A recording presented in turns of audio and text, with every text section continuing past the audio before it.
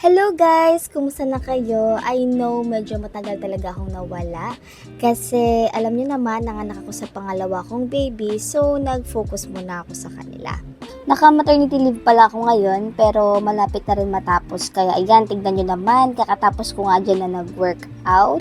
Yan ngayon ang isa sa mga pinagkakaabalahan ko kasi malapit na din ako pumasok sa work at obviously naman kung makikita nyo na tumaba talaga ako.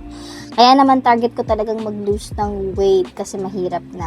Alam niyo naman sa profession ko, importante na fit ka. Medyo mahaba-haba bago ma-achieve yun, pero go pa rin. But anyways, today nga pala is a very special day kasi quick update lang guys, na-promote po ako as police major. Laking pasasalamat ko kay Lord sa blessing na to. Dahil bukod sa second baby ko ay binigyan niya ako ng isa pang gift. So, totoo talaga na promotion comes from the Lord. At ngayon, ang donning of ranks namin. Kaya naman habang tulog si baby ay chinek ko na din yung mga bago kong mga uniform para sa police major. Alam nyo ba, pag na-promote kang police major, bago ulit lahat yung headgear mo, shoulder loop, and buckles, kaya medyo magastos. Ayan, so minimake sure ko dyan kung kompleto lahat yung gamit ko or yung mga nabili ko kasi mahirap na. Alam nyo, kahit na naka-maternity leave ako dyan, gusto ko talaga umattend doon sa donning of ranks namin. Kasi iba talaga kapag ka na-promote ka, tapos merong formality. So, excited talaga ako dyan. Nagpe-prepare na nga ako dyan ng mga gagamitin ko, pero medyo nahihirapan lang kasi pagising-gising tong si Bunso. Wala pa kasi sila mama sila muna magbabantay sa mga kids habang pupunta ako sa doon. Buti na nga medyo mahaba ang tulog ni baby dyan. Ayan na nga at sinukat ko na nga ang palda ko dyan at sobrang natuwa ako kasi kumasya na siya. Noong mga 1 month kasi after kong nanganak, nagpa-interview ako for promotion at sobrang skip talaga nito nung time na yun. Pero ito nga, diba, nakaka-squat pa ako dyan. Kaya sobrang natuwa ako kasi ibig sabihin, nag-lose ako ng weight.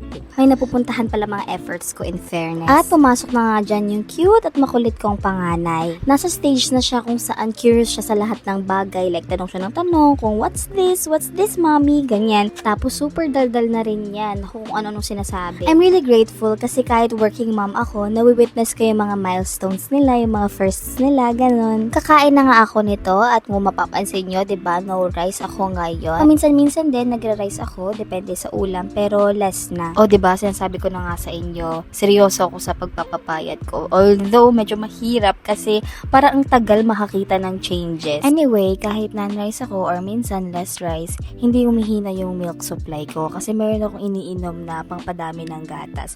So, effective yun for me. At nagising na nga si baby nung time na yan at medyo gahol na rin ako sa oras. So, alam niyo naman, as a mother, alam naman natin mag-multitasking.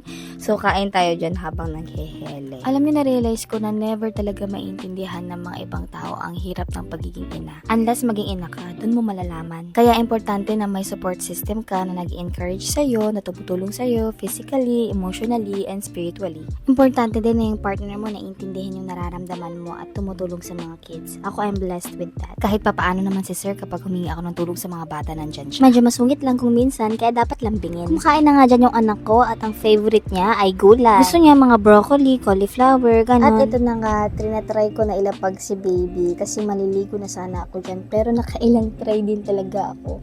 Wala ramdam talaga nila tayo. Gusto nila, naaamoy nila yung kilikili natin, yung nakamudmud yung mukha nila sa katawan natin. Ito siguro isa sa mga pinakamasasakit na part kapag working mom ka. Kasi gusto mo din yun nahawak-hawak mo sila forever. Kaso wala kailangan umalis ni mami. Finally, andyan na ang dakilang lola at kasama din niya yung kapatid ko, ang favorite na auntie ng panganay ko. Ayun, pinasa ko muna sa kanila ang mga kids kasi malilate talaga ako niyan kapag hindi pa ako gumalaw. Nakaligo na nga at nakapag-ayos na rin tayo dyan sa wakas. So, ito ang look natin for today.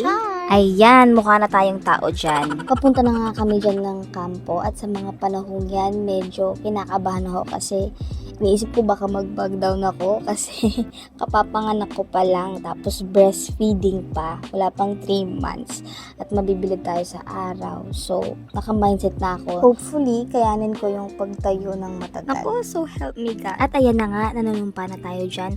Nagagampanin natin ang ating mga tungkulin at mga responsibilidad bilang isang police major. Kahit tirik na nga dyan ang araw, malaking bagay ito para sa akin na makapag-take oath talaga ako officially. Kahit na sinasabi ng asawa ko na baka hindi ko kayanin kasi kakapanganak ko, push pa rin ako. 'Di ba? Ang tigas ng ulo, tapos magrereklamo din sa dulo. Anyway, overwhelming nga tong moment na to at naalala ko nga dyan yung isa sa mga tanong sa akin ng promotion interview. Ano daw yung pinakamahirap na na-experience ko bilang isang pulis? At yung sagot ko sa kanila ay yung pagsabayin yung responsibilidad ko bilang isang ina at yung trabaho ko. Akala ko din nga madedelay yung promotion ko. Pero alam nyo, ang galing talaga ni Lord. Pag nakita niya na nagtsatsaga ka at nagtatrabaho ka ng maayos, siya na mismo ang magpro-promote sa'yo. You'll just have to have faith and trust the process. Lumalapit na nga dyan yung asawa ko kasi ikakabit na yung shoulder lip sa uniform ko. Alam niyo ba na kapag ganyan na oath-taking, invited yung mga families na mga mapro-promote. Tapos sila yung magkakabit ng shoulder loop dyan sa uniform namin. Alam niyo ba, kahit patawa-tawa ako dyan nung time na yan, hindi ko na talaga kaya kasi ang sakit na ng likod ko. Tapos alam niyo yun, pagod na pagod yung pakiramdam ko. Kaya mas pinili ko dyan magpahinga at pag-pull out kasi mas nakakahiya naman kapag nagpaka-hero ako dyan, no? Tapos bigla akong nahimatay. I did my best, but my best wasn't just good enough. Ay, tama ba yun? Nag-reunite nga din pala kami ng friend ko. Ayan, si Ma'am Jessela. Cute-cute ng baby girl niya. Ano kaya gumawa? Usually, pag ganyan mga occasion, di ba kakain sa labas or maghahanda, ganyan, magse-celebrate. Pero hindi ko alam Ako, parang feeling ko mas maganda nilang umuwi sa pamilya, ganyan, simple lang. Asahos, nagtitipid lang pala, wala palang panghanda. Pero seryoso, wala talaga kami pera.